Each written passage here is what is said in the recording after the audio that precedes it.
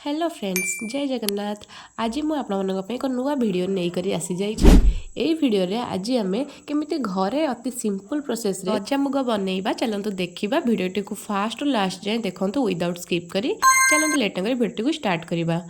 प्रथमे देखो मु अल्प परिमाण ये मुग नहीं जाइए जोटा कि गोटा मुग नहीं आपण मानक आराम से यहाँ ग्रोसरी दुकान में आवेलेबल हो आपण मैंने आपणकर आवश्यक अनुसार ही मुग नियंतु मुगर परिमाण अल्प नेबे कहीं गजामुग हो सारापर से आहुरी फुली जाए और अधिक क्वांटिटी रही जाए तेणु मुझे अल्प मुग एवं कला चना ता सहित नहीं जाइए। एबे आमे ताको भल भाव में 2 ରୁ 3 थर वाश करके परिष्कार कर देछि। एबे सेथिरे आमे आवश्यक अनुसार अधिक टिके पानी दे राति सारा ताको भिजाइया पई छाड़ी दबा।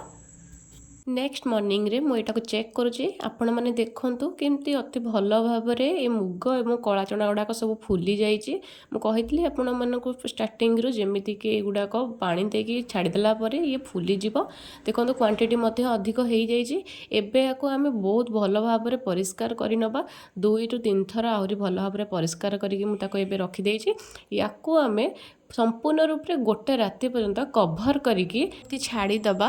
तापर देखंतु नेक्स्ट मॉर्निंग रे ये मुग गुड़ा एवं ये कला चना गुड़िक केमती सब गजा हो जाए छोट छोट मात्रा रे गजा गुड़िक बाहर जाए। आपण मैंने देखिपे केते सुंदर भाव में गजा गुड़िक बाहर जाए।